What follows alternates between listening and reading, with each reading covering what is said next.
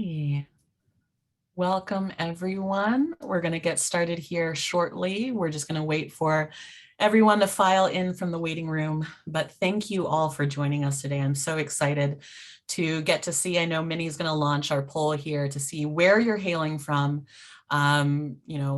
what your role is, all that good stuff. I'm so interested to see where you're joining us from. So thank you so much for joining us today. Today, we're going to be chatting about mental health and intersectionality, gaps and opportunities in serving youth. So we'll learn a little bit more about our panelists here in a moment, but please go ahead and check out the polls as you do see them launch. Hopefully that will let us know kind of where you're coming from as far as your experience in the mentoring field, and then where you're coming from in general in the country. So part of the framework for today is sort of talking about when we want to help youth to be successful, right? When we want to help coach mentors to help youth to be successful. It's not enough to just say to the mentors, go do it, right?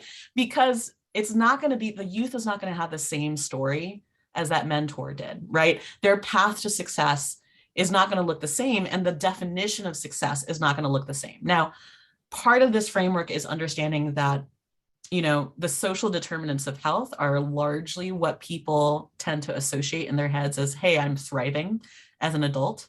And yet sometimes the advice that we inadvertently or directly give kids is, you just got to do it. Right? You just got to study if you care enough. You just got to save your money if you really care about your financial future, right? You got to pull yourself up by your bootstraps and go beyond your circumstances. And so what we kind of wanted to address today is the idea that for all of these things, one of those first foundational aspects is your ability to be mentally calm, right? All the ACEs research helps us to know, if you think about the hand model, Dan Siegel's hand model of the brain, right?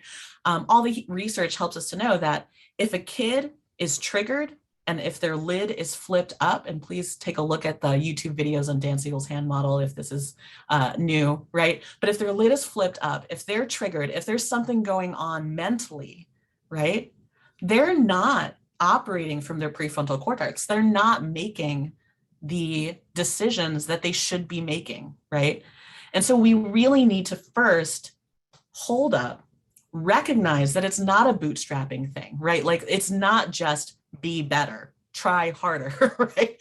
For a lot of these kids. But we also need to look at some subpopulations of youth where bootstrapping is just a little bit harder than others, right? So we'll delve a little bit deeper into that as far as intersectionality is concerned. We'll talk more specifically about common triggers or feelings that may arise from intersectionality. And then we want to sort of leave you with some resources and reminders about how to proactively support the mental health needs of youth, either as a staff person or as a mentor. So that's kind of our hope today. Now, there are some resources at the end. You will have access to the PowerPoint after this is over. It will be on the Collaborative Mentoring Webinar Series webpage. I got through all of that without having to pause. Yes. And then we'll actually stop about an hour in. And so we really do hope to be able to have that extra chunk of time at the end for any questions that you have. So I really would love to see you interacting in the chat. Make sure to share with everyone. You can say where you're from, what your thoughts are, share some of the resources that you use, because there's just no way for such a deep conversation as this one that we'll be able to share every resource that will ever be relevant to mental health and intersectionality. So please share that, because I think, we're all practitioners and we all want to serve kids, and there's no reason to reinvent the wheel, right? So go ahead and blow up that chat as we get going. So I love this quote by MLK. To say that it's a cruel jest to say to a bootless man that he ought to lift himself up by his own bootstraps, right? So heading into that and recognizing different identity spaces that our youth and even us ourselves may inhabit. For introductions and to learn a little bit about our panelists today, I want to invite all of you to share your answers to which of these on sort of our wheel of power which of these speak to you either because of your own personal experiences or those of the youth you serve? And I'll ask you all that in the chat, so please jump in there. I love to see our chat blowing up there. But then also Jess and Kevin, whichever one of you, I mean, rock, paper, scissors, whoever would like to go first, tell us a little bit about you and the work that you do with youth and just kind of where you come from as far as this topic is concerned. So whomever would like to start. Go right ahead, Jess. Oh, I knew you were going to do that, Kevin. So I am privileged to be spending some time with you today. On the wheel of power and privilege, I'm a cisgender woman who's a lesbian and runs my own business. I have a history of working in direct services, everything from youth who have been sexually and physically abused to working with recovering addicts and kids who have been identified at risk to in the criminal justice system, and with intellectually and disabled individuals. So when we talk about this, it's really it's an area of passion of mine, because we come with a mixed bag, every single one of us, and it's important to not just look at our external and make judgments and ideas of what we believe and how we feel. So I'm excited to unpack this with you today, and that's a little bit about me, and you'll learn more as we go on in the lecture. Yeah, and I am Kevin Showalter. I am the Youth Services Coordinator at the League for the Blind and Disabled, which is based here in Fort Wayne, Indiana. I'm very excited to be talking to you all. I was kind of looking at the chat to see where some of you came from, and I saw people all the way from, the Philippines, British Columbia, to all over the country too. So this is super, super exciting for me.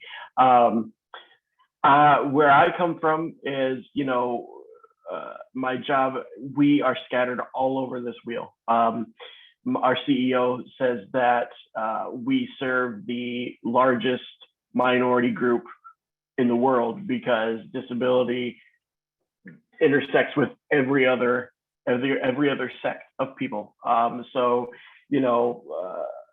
I work mainly kids 3 to 24, but it crosses the whole gamut. So this is very, very near and dear to my heart. I'm very passionate about all this. I have a disability myself. I've been in a wheelchair since I was 14 months old. So I have seen all of this firsthand as well. So like Jess said, you will be able to hear a little bit more about me and my story a little bit later. But yeah, that's where I'm coming from, and that's what brings me here today.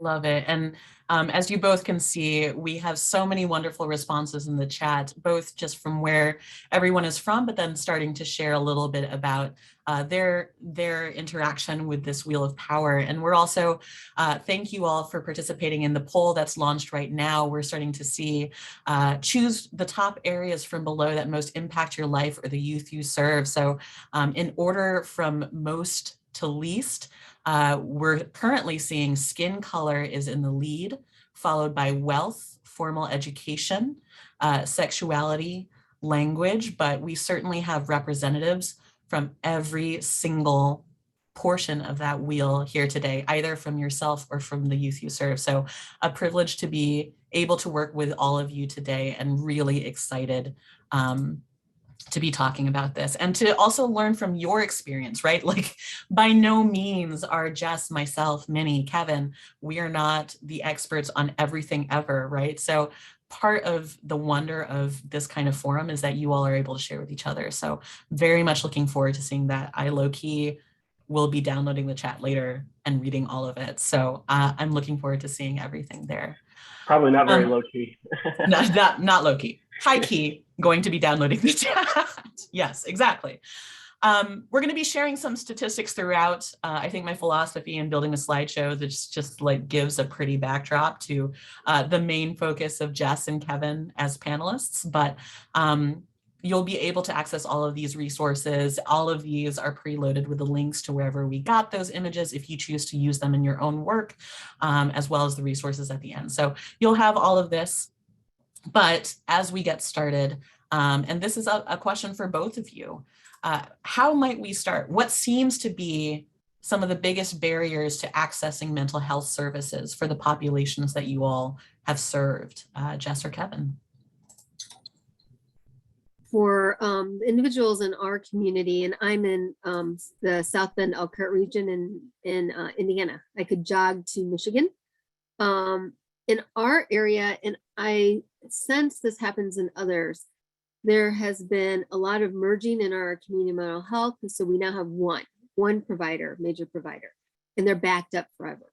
You know, it used to be when I worked with kids every day, you know, you'd have somebody that said they wanted to harm themselves and you could get them in admit right away. Now it's like, how serious is it? And, you know, 2 months from now, we can maybe get them in. And I think a lot of the providers that we've had have left.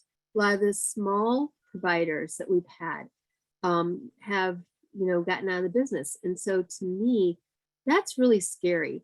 The other thing is when we have this, I call it a Walmartization of our mental health, you know, the providers and the practitioners are so busy. I always wonder how much time and resources they have to really thinking about intersectionality and that sort of thing. Are they triaging? Are they getting them in and out because, you know, there's 10 others at the door? So for us in our community, if it's mental health or it's addiction or it's any of those things, our challenge is we just don't have enough resources and kids are being unseen. Absolutely. I think if you happen to be from Indiana, I know that many of you are not, but we do have at the IYI website access to your county snapshots page where you can see locally in your county, what is the ratio of mental health providers to youth under age 18? And it's not encouraging, right? So we're definitely seeing a lot of that in the chat as well. Yeah. Kevin, what are your thoughts? Yeah, 100% access is huge. That is probably one of the biggest barriers. Also, a lot that I see is simply time. Parents don't have enough hours in the day to do everything that they can for their kids. They struggle, you know, keeping all the balls in the air when, you know, when they're juggling work and school and after school activities and homework and all that kind of stuff. So sometimes with some of the parents that I work with, they simply have to focus on what's the absolute most important. And frankly, sometimes this is just a little bit lower on the list. Doctor's appointment, you know, physical well-being sometimes comes above that. Also, you know, going back to access, a lot of my families that I work with simply don't know what services are there to be offered to them. They are getting advice from 25 different streams, and that they get so confused and overwhelmed and just shut down. So all of those that I see are huge barriers to access. Well, and then even just talking, I know that you and I talked about geographically, you actually exist on, for us, our south side of town, right? And so even just literal physical access and proximity of services is a big deal in a lot of cities. Correct. And, you know, when disability comes into play, there's also the transportation aspect. You know, not everybody has local trustworthy transportation. So that can be a huge barrier, excuse me, especially in the southeast side of our city where we work. So I know, so mental health, physical access, just provider, number of people who are there to be able to give professional help is one thing, right? But just on a day-to-day basis, you all mentioned parents, right? What are we dealing with? Mentors, teachers, it's with kids' behavior, right? And so some of mental health, we really need to remember that I love this quote by Shola Richards, all bad behavior is an unskilled expression of an unmet need. And so trying to reframe what kids are doing now. What I've heard, especially this year, bad behavior is on the uptick. Did you want to speak a little bit I know, Kevin, you mentioned a little bit before about how important it is to look at kids' behavior as them seeking power. Can you expand on that a little bit? Oh, absolutely. I see it all the time in my area where, kids are being told constantly what they have to do. They're being told they have to do their homework. They have to go to bed at a certain time. They have to, sit still, whatever. So a lot of times that can be power seeking behaviors. They refuse to take care of themselves. They refuse to, brush their teeth or put their clothes on. That could be a power-seeking behavior. If you're gonna, control every single aspect of my life, this is the one thing that I choose to control. So that definitely can be a power maneuver on their behalf, whether they know it or it's subconscious. And I think this is why it's so essential that individuals that are mentors and teachers and those support systems in our community understand, intersectionality, understand ACEs, understand that because they're being relied on they may be the first contact that these kids have that they trust. Because I saw in the chat, and we're looking at here, we have less and less professionals, we have less and less people who are in the counseling profession, they can't get in, people leave. Some of those strongest bonds and relationships are with mentors and with those support systems that are non-traditional. And we can really do harm or we can do good as to how we interact with kids who are struggling.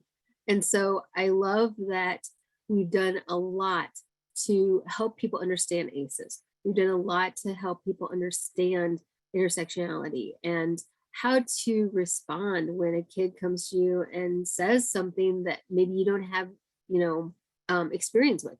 How do you address that? And so we're spending a lot of time, I think, in the right areas, because we personally can't beef up our community mental health, our mental health options in the community, but we can educate ourselves to be that stopgap and to be there to help kids that we're dealing with. And Jess, I'm sorry. Yeah. I was just gonna say you hit on a really, really good point. In turnaround in these fields are huge. These professionals spend time building relationships with not only these kids, but the family. And then when there's so much turnaround and someone that these families are relying on so deeply leaves, that could be a huge blow to these families and especially these kids. So absolutely, you hit on that perfectly. So mental health of organizations as well. Right. I don't know about you, but when I did case management, I was like the emergency point contact for a lot of my families. I'd get calls because a kiddo was sick. And I'm like, whoa, I'm not a family member. I'm like their case manager, but they trusted me to be able to, do for their kids and make good decisions. So I think that happens a lot. And it probably happens even more now as resources get narrowed and families have less and less support. Yeah, burnout in the professional side of this, burnout is a real thing too. Absolutely. So on one hand, you can understand the turnaround because it's so tough in these fields. Absolutely.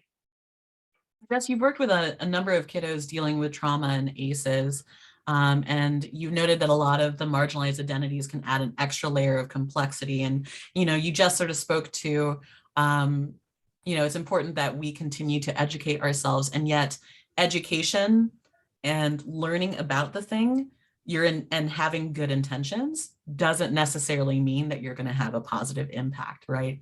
Did you want to speak at all to sort of the complexity of that whole shebang? Sure. I do a lot of work in diversity, equity, inclusion, and I train a ton on it. And what I've found is some trainers, when they talk about things like unconscious bias and microaggressions and things like that, they freak everybody out. People leave the training feeling paralyzed, like I'm going to screw up, or I'm going to hurt somebody, or I'm going to do unintentional harm. And the truth of the matter is we screw up every day. You're going to screw this up. But the salvation to it is when we screw up, how do we work through it with each other? So, you know, if you have a young person, let's say, that's transgendered or is dealing with some things that you've never experienced before, you know, asking questions and talking to them and even acknowledging, you know, I don't know how to deal with this, but we're going to figure this out together, it goes a long way. So not to be afraid that you're going to screw it up, so it causes us to be, you know, kind of cold and too overly cautious, but to understand that we all screw it up every day. We say things wrong every day. And also understanding that when someone tells you, hey, that wasn't the way I wanted to be addressed, or that was uncomfortable, to understand that that individual is dealing with your reactions. It took bravery for them to say to you, that was an uncomfortable way to address me. Like, so I'm Korean by birth, you know, and I still come across people that call me Oriental. And so I have to say, you know, I'd prefer you call me Asian, or they guess at my nationality. You know, when someone corrects you, nobody likes to be corrected. We get embarrassed, we get, you know, uncomfortable. How we respond to it and how we increase our knowledge around it says whether we're going to grow together or it's going to become this huge barrier between us. And I think when we work with kids, if they trust you enough to talk to you about their feelings and thoughts around some of this stuff that's, you know, weird and uncomfortable, even though you're uncomfortable, take a big swallow, take a breath, and dive in there with them. You know, how would you like me to respond to you? And it's not going to be universal across the board. You know, it's not, you know, every person who is Asian was to be called Asian. That's not the way. So you really have to check it out with people. And so I just encourage you, even though you want to look away and be like, oh, that's like really uncomfortable, go in there, do that. Take the courage to, because you may be the first and only person that they're, you know, comfortable enough to talk to about this. And there's a lot of forgiveness in this space. There has to be a lot of grace and kindness in this space. I love that. And you're definitely getting a lot of shout outs in the chat. Like, yes, I totally get that. And, you know, you're speaking my language too, growing up. So shout out to the person or more from the Philippines. Not that many people growing up knew what a Filipino was. And so I either got lumped in, either depending on like my racial ambiguity, with Asians, in which case I kind of benefited from sort of the model minority myth, right? Or with Mexicans, which is a very different experience, right? In a lot of communities. And so it's really complex, and you just have to start with the individual for sure.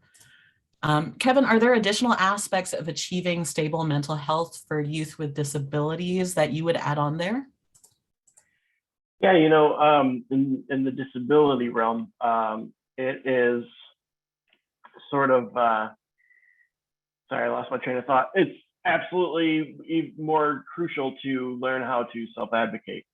That is a huge aspect of mental health, is learning about your disability and learning to be able to speak up about it. Because that, let's be honest, that's probably going to be where you feel the most marginalized. Well, it could be anything, but I know me personally in my life, that's where I felt most marginalized, is, you know, people having assumptions or treating me less than because of my disability. So self-advocacy is a huge power play, and is also one of the hardest things to learn, especially for somebody who's not social and they spent their lives growing up realizing that they're different than everybody else. It can be a huge boon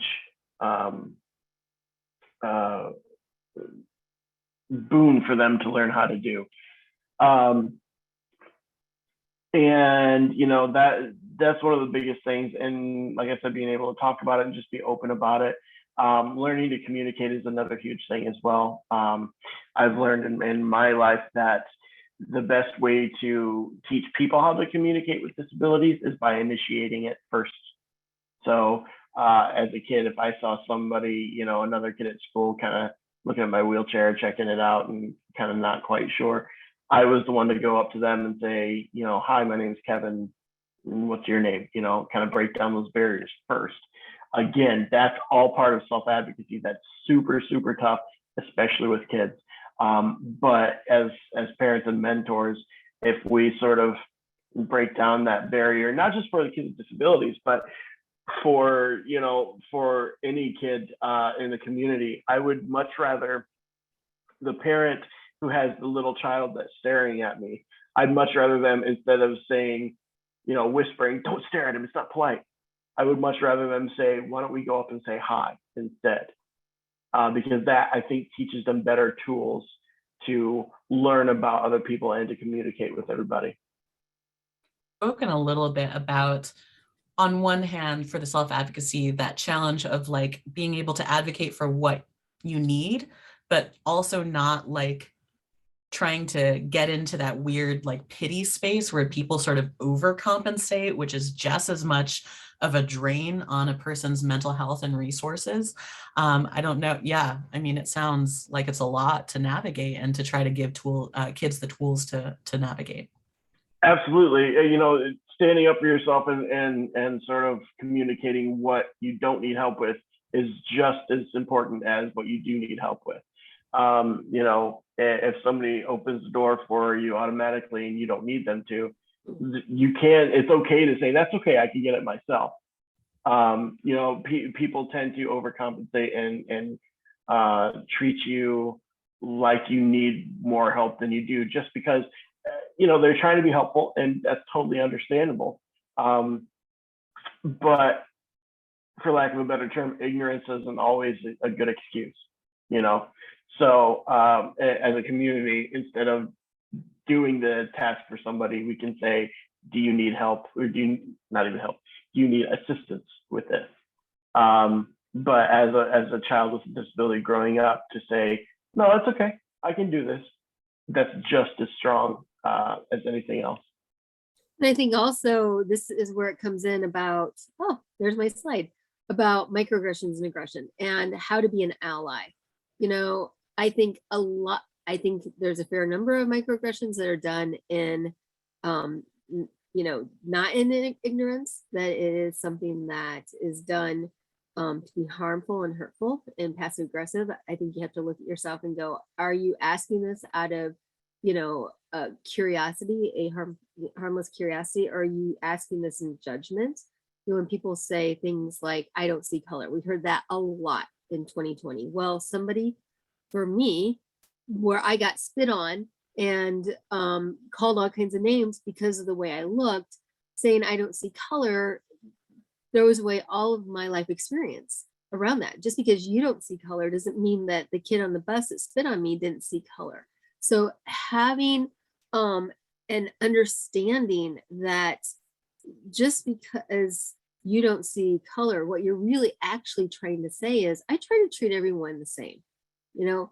So helping to tweak some of those ways that we say things is really important. You know, I love the, you know, oh, I have a lot of Asian friends. I don't ever know how to respond to that. I'm like, do you want a cookie? Like, what do you want from me for that? I don't know how to respond to that. But to say I have a lot of diverse friends is an attempt to make me feel like you're a safe person. But I want to go back to the idea of being an ally, because as we see things happen, if you see, I worked for an organization that assisted people with intellectual and developmental disabilities.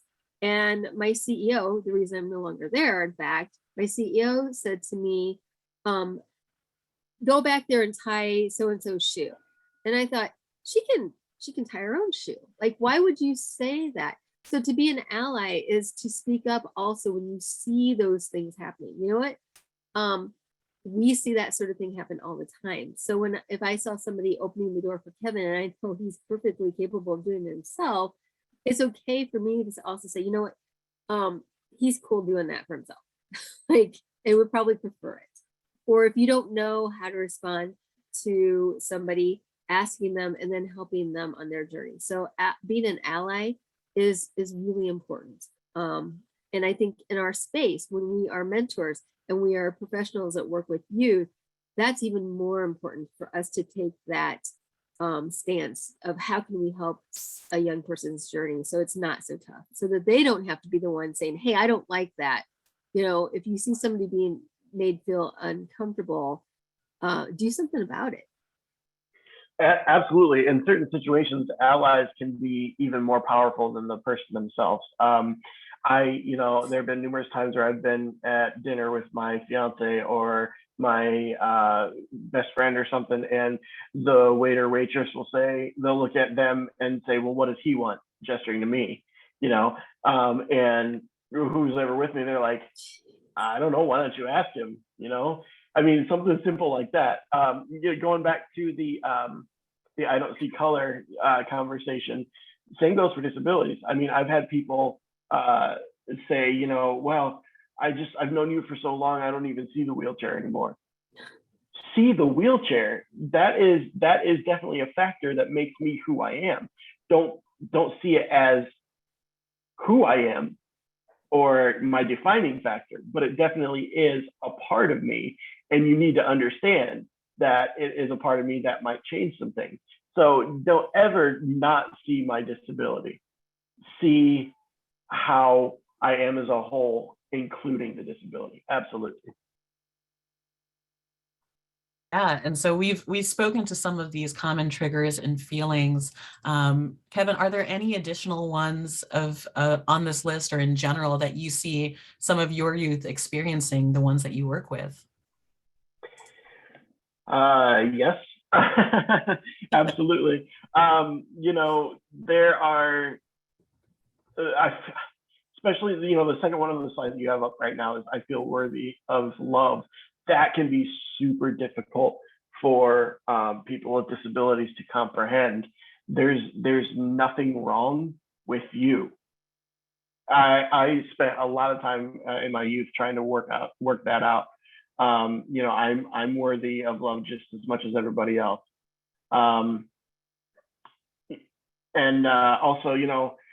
I feel like I can be anything I want to be. That's a conversation that I have both with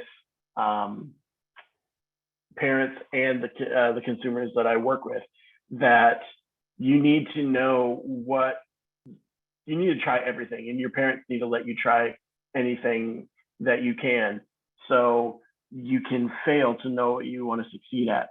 And a lot of times it's hard for telling parents to let their children fail because they're so protective. And obviously, sure, we don't want anybody to fail, but you have to fail at tasks to know what you're good at and to know what you want to be. So that is a very, very good example. I see examples of people like me in pop culture. That's, with disabilities, you don't see much. I know Target marketing for the Target stores, their marketing is pretty good at always including somebody with a disability. They've kind of gone above and beyond where, they have a whole line of clothing that is specifically for people with limited mobility. In Halloween time, they have a whole line on their website of Halloween costumes that can go over wheelchairs or that incorporate wheelchairs. So Target does a really good job. More stores are starting to do. I know Kohl's does it as well. But in terms of like pop culture and the media and stuff, there's not a ton. Actors will be chosen for roles of people with disabilities that don't have disabilities, and they're told to research the disability and act like you have it, when there are perfectly capable people with disabilities that could take those roles.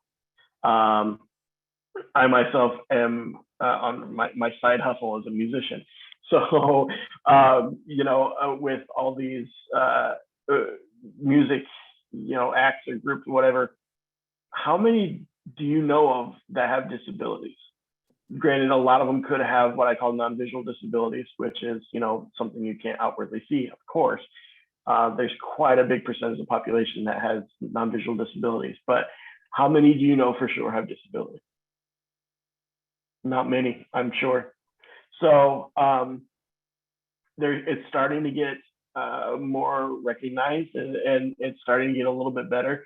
But in the disability community, there is a long, long way to go for representation in all forms of pop culture and media. And I think this goes hand in hand with mental health, because when I don't see people like me, when I don't see myself represented, what does that say? What's the unconscious bias there? That I'm different, I'm not important, and I don't matter. You know, I remember 15, 20 years ago, if you saw two women holding hands or kissing on something, that was a call for a lot of companies. They lost, they lost product sales. Now, I was on a podcast last week about marketing diversity, and I was like, it's gone a little too far, because, during Pride Month, if you throw people think if you slap a rainbow on it, we're going to buy it. It's like, okay, come on. Like that beer, I am not going to buy because you threw a rainbow on it. But on the flip side, I've heard people say, oh my gosh, all the commercials have gay people on it. Well, yeah, that's great. And we're starting to see interracial relationships, and we're starting to see families that have kids that don't look like the parents, and it's a mixed bag. Which I tell you what, growing up as a first generation internationally adopted kid, that would have been a godsend if that was normalized when I was a kid. I wouldn't have got spit on. I would have been asked, where's your real family, and why'd your parents, dump you, and blah, blah, blah. So, I think we have to speak up, and we have to shop with our dollars, and we have to do that. And how does that equal to mental health for the kids we're serving? When they see people that look like them, when they see that they're included, we're all included in marketing and pop culture, it goes a long way to helping everyone feel like they belong. And it's got to be in a productive, proper way to show representation. One of the things I hate most, and it's gonna sound, this term sounds kind of weird, but disability porn. I hate disability porn. And if anybody knows what that is, it's if someone doesn't know what that is, it is when people use people with disabilities in their own stories to make them feel better about, oh yeah, we included them, so we've done our good deed for the day. Or, oh, look at that little kid in the wheelchair, he's so cute. It's such a nice story. No, that's not a way of doing it constructively and properly. That's doing something to make yourself feel better. We should be offering representation because it's normalized, not to make anybody feel better. And there's a great book that just came out called Beyond Diversity. Excuse me, you can get it on Amazon. It actually is one of the best diversity books I've read. It talks about what we're experiencing, what needs to happen, and what you personally can do. And one of the things, I don't think I even said this to Kevin, is about funding needs to happen for short films and things like that, books and literature by diverse voices. When we put it out there, that's when, it becomes something that's not an oddity. It's not this special asterisk thing. And that's essential. That is essential for us to move forward past this, be past the, I'm listening, and, all of those hashtag things that were very, superficial. It has to come to, what do we do around diversity, equity, inclusion? And I know that's not what this is about, but it is interwoven in everything we do when we're talking about mental health and our young people who are feeling alone, don't see anybody that looks like them, feels like they're going to be judged. It's all about how we work through inclusion in every way that we perform in our communities. And I think that, I appreciate that segue to sort of, again, talking about if we were to give advice to mentors or to staff about helping youth work through both sort of pair diversity, equity, and inclusion, but then also with depression, anxiety, suicidality, whatever those mental health needs may be, what are some of those tips? What are some of those things that we can keep in mind when we're helping youth to do that? And I know that we've spoken a little bit to helping to encourage their self-advocacy and things like that. Anything else that we want to add to that as well? You know, one of the things that I hear people working in this space, they get tired of, like, when are people going to get it? You know, everybody got woke, but did they really? And I think in this space, to be really honest with ourselves, you know, there are some days that I will talk all day long about diversity, intersectionality, all those things, and help. One of the Q&As was, what do you do when somebody thinks that all this is fake news? You know, there are people that don't believe in this, that they believe in that bootstrap mentality, you know, oh, you're being too sensitive and things like that. What we know is when people experience in their daily lives repeated behaviors around what they look like, how they believe, how they dress, it's not just that one act. It's not just that one, you know, person who is staring at Kevin and talking about it, or that one person that's staring at me. It's that we've experienced that from the time we walked out our door to the time we're back in our homes, that's what happens. And so over time, that takes a toll. If you don't have, there's an incredible video I just posted on my social media, and it shows about all these labels. There's this guy, and he, as throughout his day, he has on his shirt all these labels. And as he has interactions, he gets these new stickers on it. And then he interacts with somebody that comes up and gives him a new sticker, and it says love, and all those other stickers fall away. It's that one interaction where you see that you're accepted. It almost is an armor for all the other microaggressions that you've experienced throughout the day. You know, it's just that one thing. So if I can say anything to everyone on this call is, you know, you may think, you know, that positive interaction you had with your mentee was just not a big deal. But to them, that might have been the one thing that made them go, okay, I can do this again. This is okay. I can be there. Because from the time they walked out the door until they interacted with you, it was one microaggression after another. So I know there's people that think, what's the big deal? So what? Somebody stared at you. Whatever. If you've ever experienced an act of racism, it's a look. They're slight. You know, so somebody that hasn't been in that space may go, I didn't see that way. I can walk in a store, in a community, and I can feel it. I can feel it when I walk in there. It's a feeling in my soul that I get. So, you know, I would just say, we have no idea how our positive interactions with people help them continue on, because they're hammered with this all the time. It's called microaggression for a reason. Micro means it's subtle. Absolutely. It's not supposed to be outward where everybody see it. It's supposed to be subtle. And you're right again. One of the things that we have to do is, on the flip side, is teach our children how to respond to this in a healthy way.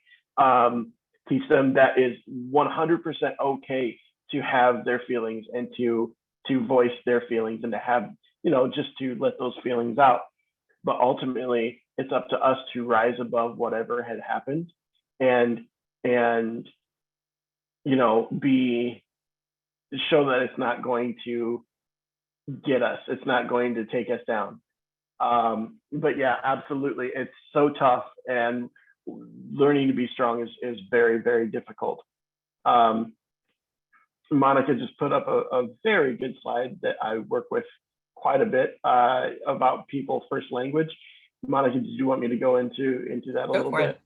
Okay. You can see it's pretty self-explanatory right there. In terms of disabilities, people's first language is all about the people taking back ownership of themselves. So I just said people with disabilities. So say that, you know, instead of the handicapped or disabled. I hate the H word. I call it the H word. Not many people know the history behind the H word. And if I may tell the brief story of how I understand it came about. is back in World War II, when soldiers were coming home from the war. Back then, the male soldiers were obviously the breadwinners for the family, so a lot of them were coming back with disabilities, and they could not go back to work for one reason or another. So to earn money, because they couldn't go back to work, they would go sit out on the street corners and put their caps in their hand to beg for money on the street corners. So handicapped literally means somebody holding their cap in their hand, begging for money because they can't support themselves. So that is why that word is no longer acceptable. Also the very second one on the list, the MR, I won't even say MR, because I won't say the full term, because that's like the worst thing you can say in the disabled community, to be honest. So, just go down that list, and it's simple things that we can do just to change our way of thinking. Now, I say it's simple, but in the moment when you're talking to somebody, it can be very difficult to remember all this stuff. But it's all about letting people take back their ownership of their bodies, of themselves, and say, this is me. This is not who I am. It's just a defining factor.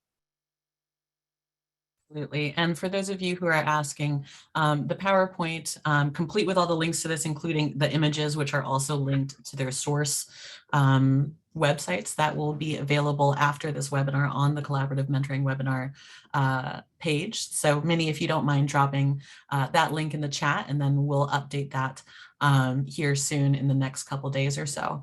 But yeah, I mean, I think we sort of getting into some of these do's and don'ts about how do we continue to support the mental health needs of our kiddos. So any ones that really jump out at us beyond what we've already chatted about. And I really appreciate, by the way, just to take a second, just the passion and the networking and the experience that you all are sharing with each other in the chat. I mean, again, this platform is not just meant to be, hey, let's hear what Jess and Kevin have to say. It's really for you all to continue to grow with each other. So I love all of the networking and all of the discussions and rich commentary that's going on in the chat. And so thank you so much for sharing your background and your thoughts there too. So definitely check it out if you're not actively engaged in the chat. But yeah, any standouts from the do's and don'ts page, Jess? Well, and one of the things, and I've been watching the chat, it's awesome. Yes, are some microaggressions unintentional? Absolutely, absolutely. Does everyone that has, I don't know, one of the things is autism, an individual who is autistic may or may not want to be identified that way. Yeah, exactly. Ask. That's the number one thing. Ask people how they would like to be identified. I have a good friend whose child has decided to use pronouns they, them. It is a challenge for me. I will be completely honest, because to me that's plural, right? But I have to really think about when I am talking to her about her child to use they and them. I was so glad that she told me that her child had decided to use those pronouns. Just ask people what they want, and also understand that is not universal for everybody. None of this stuff is universal. It's very personal as to how people want to be referred to, how transparent they're going to be about their identities in different groups, all of that stuff. There are different groups that I talk about having a wife. There are groups that I don't talk about that, so that is just something that's very personal, and the best way to do any of it is just to talk to the person, get to know them, and see what their preferences are. Yeah, and I know that, right, and know that you're going to screw up. We all screw up, right? We all do. So just go in with it thinking that if you're trying to be perfect, people get so stunted that they miss out on the relationships they could have. well, and I know that this has been like a fairly like English American centered type conversation. But I know that with a panel that I'm working with for the National National Mentoring Summit in January, a bunch of young Latinas that I've worked with who are going to be talking about their mental health. Even just the fact in other languages that gender takes a much larger role in so many other aspects of the language, right? How do you want to be represented? How do you want to speak just within that language and with your family?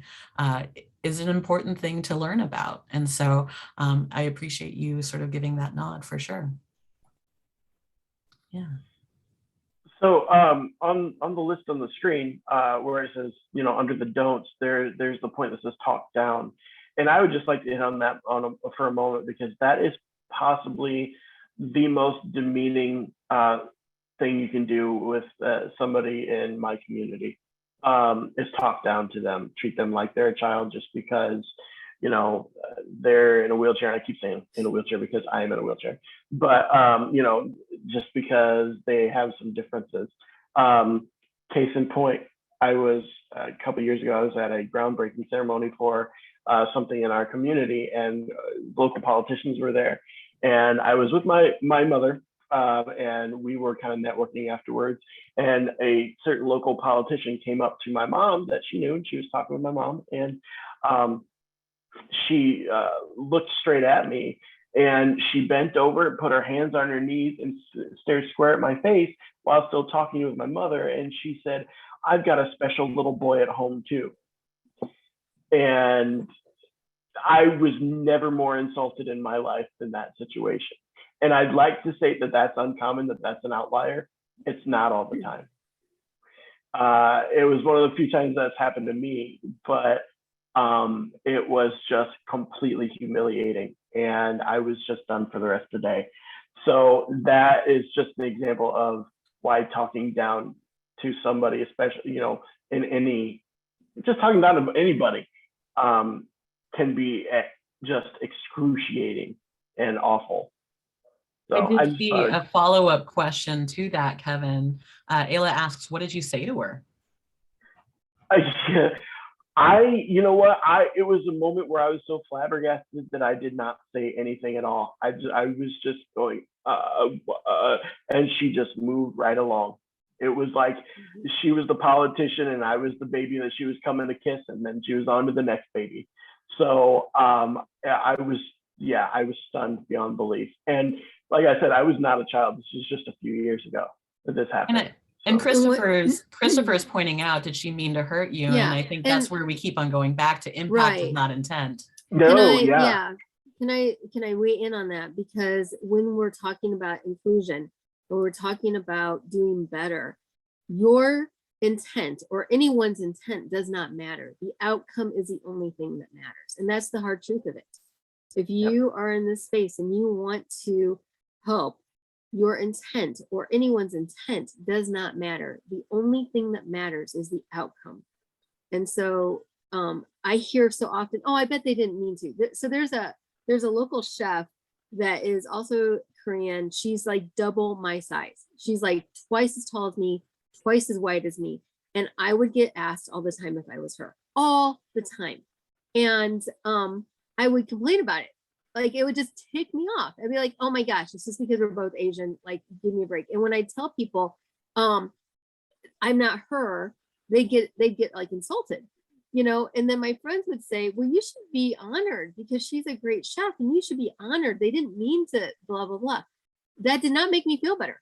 That did not make me feel like, oh yeah, that's true. I feel great about it, that interaction. So when I say your intent does not matter, only the outcome matters. When you say, oh, they didn't intend to do that, you let them off, and no growth happens. And what we're talking here is growth. Growth has to happen. We have to do better. We're also talking. Sorry. Go ahead. I saw a question in the chat also that said, we're talking about, sticking up for yourself and speaking back. So why didn't I? A few things.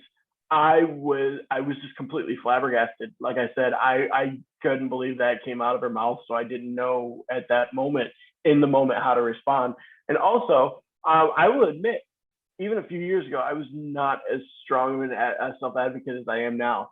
So I probably clammed up a little bit because I was embarrassed as well. But yeah, I think that would have happened now, the outcome would have been different. And I think but it brings us back full circle to that idea of like when you are triggered and placed in this space where your ability to think, reason, articulate, etc., is turned off. Because I generally consider myself to be a fairly confident, articulate person, but placed in a position of either high triggered or high trauma situations, you just can't predict exactly how that happens. And after the fact, is it good for your mental health to then go back and seek interaction there? And maybe that's just not within your boundaries for that to want to like bring that back up again. And so it is different for everyone for sure. And let's remember, we're talking about our work with kids, right? So, you know, that's really where we have to do better, be better, you know, and understanding you may have said that statement, whatever it was, in the best intention. When you see you hurt someone, do better, be better, because you put yourself in the position to be a mentor. You put yourself in the position to be a support person to that young person. So it's, I think that we have to lead the way, and we can work through this together, but understand that when someone says something to me that's a microaggression, I have all the feels about it. And it's from almost 50 years of being on this planet because I have all the feels about it, you know? So let's just keep that in mind. You're on this call because you're wonderful individuals who care about kids. And this is something that is impacting the kids that we work with. It's impacting all kids, I think. And it can also be kind of exhausting to always have to explain why something is offensive or hurtful or mentally draining as well. It adds that extra level of mentally draining to want to have to follow up with everything. But it is a confusing thing to navigate. I agree, because without people speaking up, things won't change. And yet speaking up does cost some mental resources, mental and emotional resources. And so it's trying to figure out that balance of what is appropriate for you and how to support and how to find communities of support to be able to channel that appropriate so that you're not drained in the fight, right? And I think restructuring the question. So I remember when gay marriage was approved, and I was in the car with a friend of mine, and she goes, "So when are you guys getting married?" And I'm like, "We're not." And she's like, "I marched for you. Like, what do you mean you're not?" And she was like very offended. And I said, "You didn't, I'm glad that you marched, because it's a good thing for individuals that want to get married. But that doesn't mean that I have to get married. Like, that's something that is a personal choice, you know?" So I think that when people do things for us, or they give to a charity that we should care about, and they do that on behalf of us, and I say us and all of our differences, you know, helping people understand that doesn't necessarily fill my bucket. You know, that doesn't necessarily make me go, "Oh, well, thank God, now I have to go get married." You know, those sorts of things happen. So I think the best intent, people have the best intent, but again, sometimes it's just a step off. And I know that we're coming up to the hour. Some people have to sign off. Certainly we'll stick around if there are any questions, and please go ahead and place those either in the chat or in the Q&A. But I wanted to share that Mentor National has a number of phenomenal resources. As I said, you will be getting the links. So all of these will be live in the PowerPoint that you're going to be receiving on the Collaborative Mentoring webinar page here shortly. But there's a lot of really great stuff that's out there. If you haven't taken the Harvard Implicit Association test, it's a really great tool or activity to use when working in this space and talking to others about that. Mentor And then NAMI also have a lot of really phenomenal resources. And then there's some YouTube videos included here. So I won't go through everything on here, but please check out the resources that are available. And then I guess we'll put it on this slide and kind of open it up for any questions. I know that there were a lot of thanks, Jess and Kevin, for you both opening up and being vulnerable. And actually, I would add that in terms of being a mentor, to sort of look at how you can use vulnerability and feel vulnerable around youth without saying that you know exactly what they're feeling, right? Because it's a different thing. But having struggles and navigating struggles is always a common human experience. And so just trying to figure out how to workshop that is so important. So looking at some of the questions, are there any in particular, Minnie, that jump out at you? I know I'm still reading back through everything, and I know Kevin and Jess, you can see some as well. So we'd love to start jumping into some of these questions here. Monica, and thank you so much, Jess and Kevin, for your time. I know we have so much great activity going on in the chat. I'm sorry, I'm trying to keep up right now. Let me just see. And the webinar slides and this recording will be made available on our Collaborative Mentoring webinar series webpage in a few days. So I just want to make note of that, since I did see that as a few of the questions. I think we did have one question in the Q&A around kind of responding to people who don't want to realize that they're triggering younger, I guess, maybe people. I've heard the sentence that you're too sensitive, stop being so easily upset. Do you have any like responses or just thoughts around that? You know, I think that one of the things that happens in this space is we want to make everybody behave better, you know, and that's not our job. Our job is to, you know, be an ally where we can, to heal where we can, to be open to understanding. I saw another question in the chat about intersectionality. Yeah, that's a fancy word saying, you know what, we all are made up of all kinds of experiences. So while I'm a lesbian, while I was born in Korea, while I'm a Midwesterner, all those things go into my experience. And we don't always see the different groups that we all belong to. So, you know, just looking at somebody and thinking you know them, that doesn't happen. But I think we can't take on educating people who don't want to be educated. We can't take on, that's where we get this polarized ugliness. What we can do is where we have power to make differences. You know, how we shop, how we tell people about the stores to go into, how we help people understand that, you know, only having you know, pop culture look one way, how that impacts diversity and mental health across the board. That's what we need to do. You know, let's worry about, it's just like, oh my, you know, second grade teacher was like, worry about yourself, not everybody else. It kind of goes there, but it also is what we're putting out and how we're responding. Yeah, Go ahead. Go ahead, Monica. You do it. Go, Kevin. I was just going to add that it's been a hard thing for a lot of people to learn, myself included sometimes, that we cannot tell people how they should feel. We have to let people feel their own feelings, whether we agree with it or not.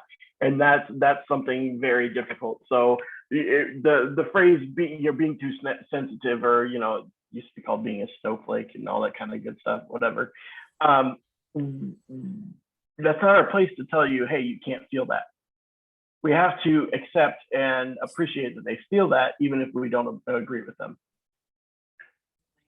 And I see sort of connected to that. And actually, Jess, I know this lady, she's in your neck of the woods. I see Becky Zakowski. Thank you for your question in the chat. You talked about there's a lot of confusion around microaggressions and whether they need to be made intentionally to qualify as a microaggression.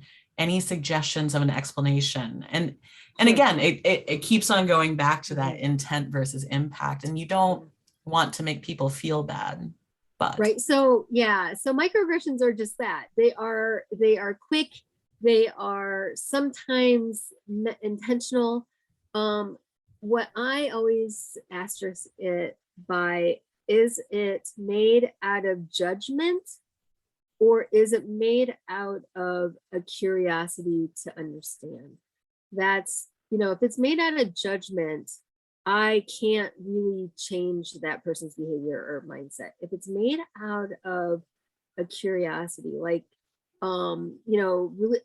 this time of year, religious traditions are huge. Everybody does things differently. How we do it and how we talk about it is really important. So microaggressions are a thing. They are a thing that we all do. So I may call Monica something, for example, refer to her as, something that she feels uncomfortable about. Did I mean to do that? No. If Monica goes, I don't really like it when you call me that, how I respond, that's where the growth happens, right? That's where it changes. So yeah, I don't know that you always have to point them out. Go back to that one slide. There's 3 ways that we interact with that. When we're faced with a microaggression, if I'm faced with a microaggression when I'm at Target and I'm never going to see that person again, do I need to call them out on it? No, but I'm left with the residue of that. I'm left going like, that didn't seem like it was a mean thing, but it left me feeling kind of like it was. Microaggressions are sly. They don't always feel, a lot of times they're stated in a compliment. Like, so when you walk away from them, you're kind of left going like, what just happened? If it's somebody I work with or somebody that I'm engaged with on a regular basis, then I decide if I'm going to just let it go, but I'm left with that feeling that it's kind of harmed my relationship with them, or I may address it right away. And then I faced with them thinking like, a lot of times people will say, well, what's the big deal? I didn't mean it. It wasn't a big deal. Why do you have a chip on your shoulder? If I go home and I think about it and it just bugs me and I go back to talk to that person about it, then I fear they're going to be like, why can't you let this go? It's not a big deal. I didn't mean anything bad about it. So just understand when someone says something to you, like that felt uncomfortable, or I didn't like how you said that, or whatever, they're being very brave to do that because all that stuff is going on for them. So yeah, microaggressions, they're a tricky thing. A lot of times they're done and they're not done with an intent to harm, but many times they are, so I showed this video that shows several ways that microaggressions play out. One is there's a woman late at night at her office building. She's getting on an elevator. There's an African-American man there. She grabs her purse. She like grabs her chest and she walks away because she doesn't want to get on the elevator with the Black guy. Okay, that's a microaggression. That's a very, out there physical response. I showed that in the training and somebody goes, well, I wouldn't feel comfortable because I'm a woman and it's late at night. Again, intent, your intent doesn't matter, the outcome. How did that individual feel when they had that happen to them? This happens to women many times in meetings, or when they start to talk, people they don't listen. They check out, they start looking at their, phones and that sort of thing. That's a microaggression. So pointing those sorts of things out, being an ally in those situations makes a world of difference. I saw, Kevin, that there was someone in particular who asked about like, how do you politely and with love talk to a family member about not talking down to another family member with a disability and things like that? Or people in general. How can you politely tell people not to talk down to a family member with a disability? That's a good question because you don't. Sometimes it can be just coming from a place of them not understanding what they did. So I would, personally, I would just simply say something along the lines of, well, that's not how I would refer to it, or that's not how I would say it, because whatever, and explain how, I don't know if I'm articulating this good enough. Explain how, whatever term they used or whatever they said could come off as a little bit offensive, and say, I really think that your intent was to ask about this. So let's talk about this. It's hard because emotions will always get involved when trying to correct a situation like that. So it's best to try to understand that they're coming from a place of not malice per se, and just trying to correct them to do better next time. Absolutely. I know, Jeff, you mentioned here talking a lot during this presentation today about vulnerability, labels, systemic issues of concern. And then how does that balance out with mental health, with intersectionality, about helping youth to understand morals, values, character, and how do all of these things sort of coincide? And I know that for part of positive youth development, if you're unfamiliar, there are 5 C's for positive youth development. And one of those C's is character, right? And so sort of the flip side of any mental health trauma is resilience, right? And how do we build resilience, and how can we add to those protective factors? And part of those things is character building, is connecting them to leadership opportunities, is helping them to have those tools to be able to navigate conversations and advocate, as Kevin was saying. And so anything, Jess and Kevin, that you would add as far as building those 5 C's, those positive youth development, strengthening the resilience, as well as trying to bring down the traumas or the triggers, but also strengthening youth resilience through any of that work? I would say the biggest thing is going to be patience, because that is a tough thing to do, and it takes a long time to build that into anybody. So it's you've got to be very, very patient and persistent. And I think just like what we're saying to everybody, we gotta do better. We need to teach our young people to do the same thing. Like, this isn't just let them off the hook and behave how this isn't, when I say we all have unconscious bias, I also say that doesn't give you free reign to just go run amok, right? We have unconscious bias. Understand that. How do we, our young people, young people in general just kind of live in their own bubble in many ways, helping them to explore differences, understand how to be culturally aware. I mean, this isn't just us adults, and how we respond. We also owe it to our young people to expose them and to help them understand this stuff as well, because they're going to say stuff, they're going to do stuff that is hurtful and harmful. And if we just let them off because, oh, they're young and I know their ACEs score and blah, blah, blah, that bleeding heart mentality, no, we need to do better all the way around. Absolutely. I couldn't agree more. That, with all this, the onus is on the youth as well to learn to develop these skills as well. So we have to help them develop those skills. And not have a set timeline or expectation. I appreciate, and I'm sorry if I'm mispronouncing your name, Zadie. That idea of like youth doesn't, like, you're not an adult at 18. Like, youth doesn't end at 18. We're all still figuring it out. I'm still working on adulting, right? A lot of the older adults that I know are still working on adulting. And so just understanding that everyone's got a different timeline and a different trajectory, and not placing that additional weight on youth and their mental health. Zide? I'm trying. Yeah, okay, good. Working on it. Just trying to make sure that we are supporting them on their timeline, right? And so looking further into developmental mentoring versus prescriptive, right? Staying away from any kind of prescription of how things should need to be, right? We have to stop saying should. We have to stop, telling them exactly what the recipe of success is, because it's just different for everyone. And it's exhausting to try to live up to somebody else's exact recipe and standards. Yeah.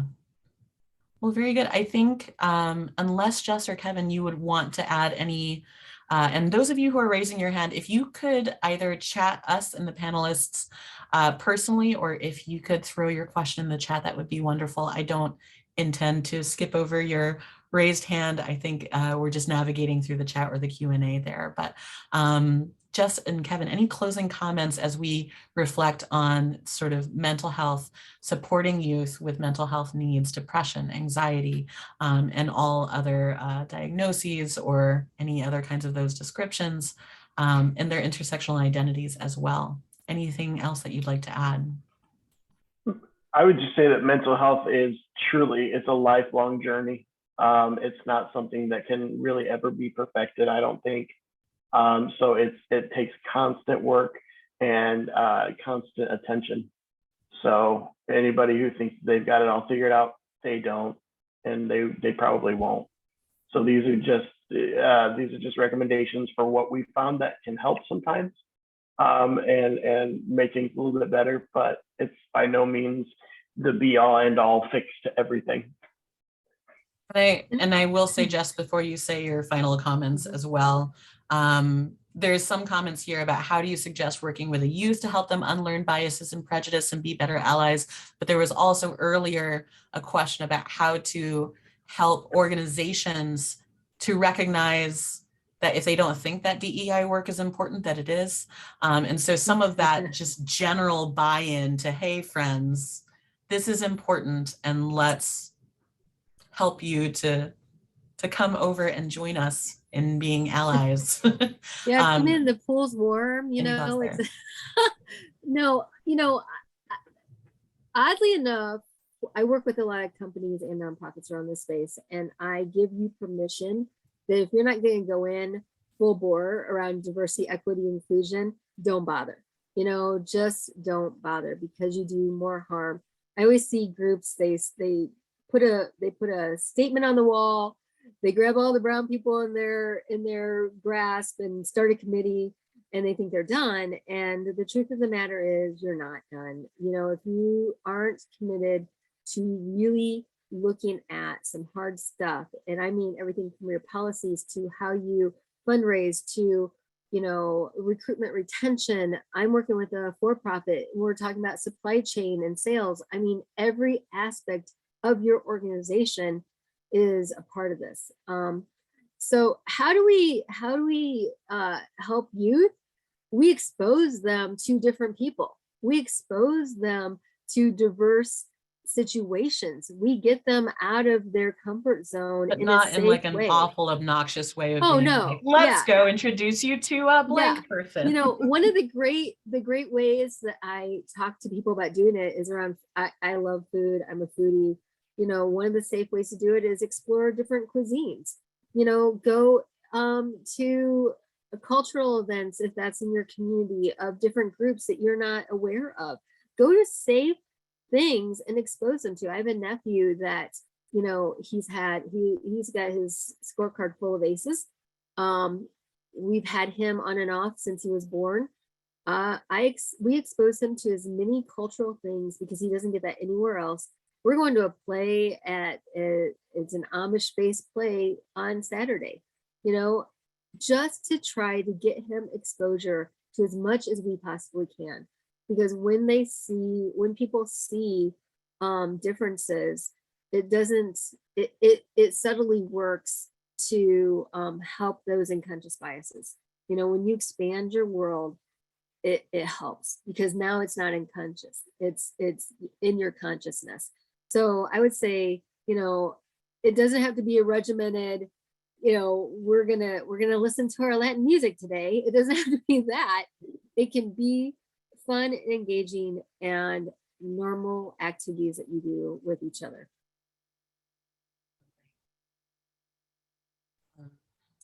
You know, I always say it doesn't have to be a wool sweater in summer.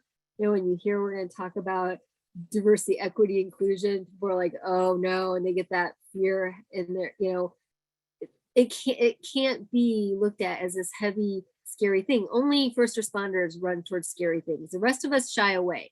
The rest of us break eye contact and we walk the other way. If we're going to work in this space, we have to make it approachable and understand that we're going to make mistakes and figure out how to work through those mistakes together. We have to do it. If it's ugly, uncomfortable, and itchy, none of us are going to run towards it. I know I'm not. I'm going to walk the other way and stay where it's safe and warm and cozy. Yeah, and we have to understand that none of this is cookie cutter. Just because I'm safe, or I feel comfortable now correcting somebody about, verbiage with a disability, it doesn't mean that everybody with a disability will say, hey, do it this way, I just happen to be a little bit better now even than I was a couple of years ago about advocating for myself. So it's all different for everybody. Every subpopulation has every type of personality. So Yep. If you're an introvert, introverts exist in every single one of these populations. You don't necessarily want to talk to everyone, like ever. So, and when I train on this, I'll have a mixture of men and women, and I'll say, okay, do all the men in here respond to X the same way? Do they all, are they all going to respond to this situation the same way? And they're all like, no, of course not. That's ridiculous. And yet we expect diverse populations to respond all the same way. That's ludicrous. Of course we don't. We're all individuals. That's where the intersectionality comes from. We're all different. We're going to take it differently. So, if you're struggling with it, just kind of go back to it like, oh, well, all women don't respond the same way to this situation. All men aren't going to respond the same way. Well, not all Asian people, not all people with a disability are going to respond the same way. And, one of our local community leaders said very rightly, I would love for you to invite me to the table, but don't think you know what I'm going to say, So I think that that's really wonderful. And I really appreciate you both for continuing to have this open conversation, unscripted, #unscripted conversation with us. I know that there's so many more comments and questions that we didn't get to really delve into because intersectionality is a gigantic topic by itself. Mental health needs is a gigantic topic of itself. So I know that there's just no way that we can ever address every single situation and subpopulation and things like that. So I appreciate you all coming along with us for this ride. Monica, we do have one person that just anonymously asked a question about a family member that disparages minority groups for comedic effect. And I did want to answer that. How do you respond to it? A really great, and I don't ever advocate responding like in an aggressive way. What I suggest when people do that is to kind of look at them and go, I don't understand. Can you explain? Because again, it's disruptive. A lot of when microaggressions happen, a great way to be an ally is just to disrupt or cause a pause in it. To say, I don't understand that. Why is that funny? Or can you explain that to me? It just disrupts them. It doesn't embarrass them necessarily, but it makes them pause to go, oh, maybe I misstepped. So, I don't want you guys to all go out and you get your ally badge. You're like, that's it. I'm going to, take this on and I'm going to avenge everybody. No, a lot of this is just disrupting the interaction when it happens, and it can be done in a really light way. But saying, well, that was awkward, or going, I don't understand that, explain that to me, is a really easy, non-aggressive way to do that. So sorry to interrupt you, but I saw that and I thought, oh, that's important. Well, and help me understand in general was one of my number one go-to phrases when coaching mentors, because a lot of times there is a cultural divide in one way or another between the mentor and the mentee. And sometimes you'll hear that the mentors want to take it upon themselves to correct the mentee and or their family in their way of thinking because it's incorrect, right? And you don't want to be like, no. You are very grateful for that volunteer and for the time and the love that they spend. But help me understand helps us to get to a place that's a bridge rather than some sort of oppositional conversation. It's help me understand where you're coming from. What are your intentions? How can we sew this together so that both of us are entering into this in a win-win-win situation, because it is helpful for those of us who are trying to learn about this space to try to help other people to communicate their intentions well. So trying to say, help me understand and trying to sew together and repackage that message to really be coming from the loving place that it's coming and have the intended impact is huge. And so it's not just understanding our kiddos and what they're going through, but it's also understanding the people who are unintentionally harming them and trying to say, okay, where are you coming from? And how can I look at you from a place of positive development and an asset-based place to say, I see you, I see what you're trying to do. It's not quite working. Let's work on it. So absolutely. Thank you both so much. And thank you all again in the chat for dropping in so many wonderful resources. Again, we will be reaching out and placing this this webinar, a recording of this webinar on the Collaborative Mentoring Webinar Series page, as well as the PowerPoint. Thank you so much for coming. And then I will ask all of you to fill out the survey as you exit the Zoom meeting. It just helps us to continue to grow as an overall mentor webinar series. So again, thank you, Jess. Please check out her website, maketherightconnections.com, and Kevin at the-league.org. Thank you both again for your wonderful work. So thanks, Thank you, everyone, for your participation.